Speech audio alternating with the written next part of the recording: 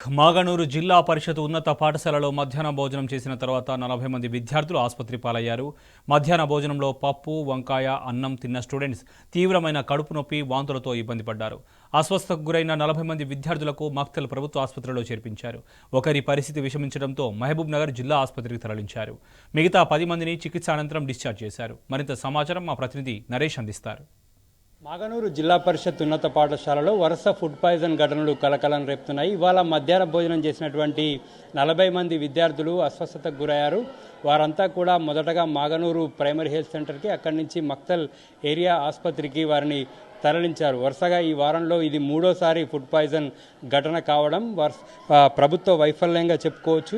ప్రభుత్వ యంత్రాంగం విద్యార్థులకు మధ్యాహ్న భోజనం అందించడంలో పూర్తిగా విఫలమైనట్లుగా ఈ యొక్క ఘటన స్పష్టం చేస్తూ ఉంది. అయితే మూడోసారి ఈ ఘటన జరిగింది. గత బుధవారం, గురువారం 2 రోజులు ఘటన జరిగింది. ఇవాళ మరోసారి ఫుడ్ పాయిజన్ అయింది. ఇవాళ మధ్యాహ్నం విద్యార్థులు అన్నము, వంకాయ, పప్పు తిన్నారు. ఈ తిన్నటువంటి విద్యార్థులకు సరిగ్గా 2 గంటల తర్వాత ఒక్కొక్కరిగా ఫుడ్ పాయిజన్ లక్షణాలు కనిపించాయి. కడుపు నొప్పి, వాంతులతో విద్యార్థులు ఇబ్బంది పడ్డారు. మహబూబ్ నగర్ జిల్లా ప్రభుత్వ ఆసుపత్రికి నేత్ర అనేటటువంటి అమ్మాయిని చికిత్స నిమిత్తం తరలించారు. మరో 28 మంది విద్యార్థులు మక్తల్ ప్రభుత్వ ఆసుపత్రిలో చికిత్స పొందుతున్నారు. దీపిక అనేటటువంటి అమ్మాయిని మహబూబ్ నగర్ ప్రభుత్వ ఆసుపత్రికి తీసుకొస్తాం. నేత్ర వారి అమ్మ మనతో పాటు ఉన్నారు.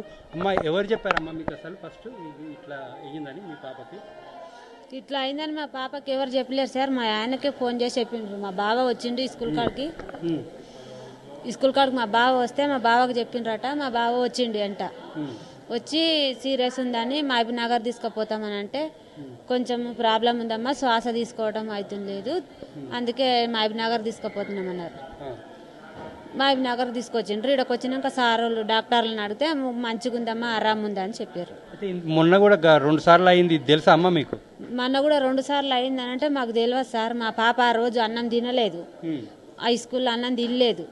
తినకుంటే ఆ రోజు తినలేమమ్మా మేము అని చెప్పింది. నాకు తెలియదు. ఇంకా మా పాప మా ఇంటికాడే ఉంది కదా, మంచిగా ఉండదు అన్నట్ల మాకు తెలియదు. అంత పాటు మేము పట్టించుకునిలేము సార్. మిగతా వాళ్ళకి అయిందని తెలుసా?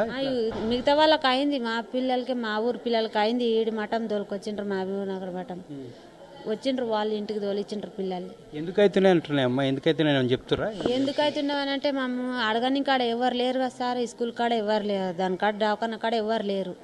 ఆడ పోయి అడుగుదామనంటే ఆడ సార్ వాళ్ళు లేరు, ఎవరు లేరు, మీ పాపని మహబూబ్ నగర్ దొరకపోయినరా ఆడికో అన్నారు. ఇంకా వెనకనే కార్లు ఎక్కించి పంపించిండ్రు.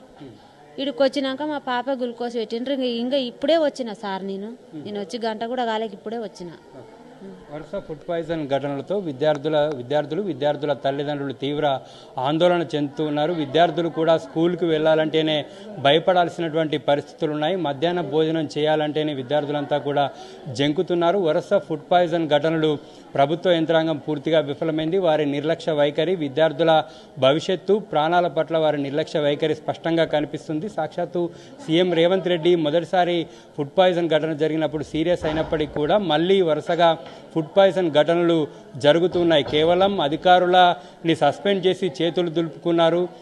కానీ వ్యవస్థను ప్రక్షాళన చేయాలి, విద్యార్థులకు నాణ్యమైనటువంటి ఆహారం అందించాలనేటటువంటి విషయంలో అధికారుల శ్రద్ధ చూపడం లేదు. అందుకే ఇటువంటి ఘటనలు తరచూ జరుగుతున్నాయి. దీని పట్ల విద్యార్థుల తల్లిదండ్రులు తీవ్ర ఆందోళన చెందుతున్నారు. ప్రభుత్వ వైఫల్యంపై విద్యార్థుల తల్లిదండ్రులు మండిపడుతున్నారు. వీడియో శంకర్తో నరేష్, టీ న్యూస్, మహబూబ్ నగర్ జిల్లా.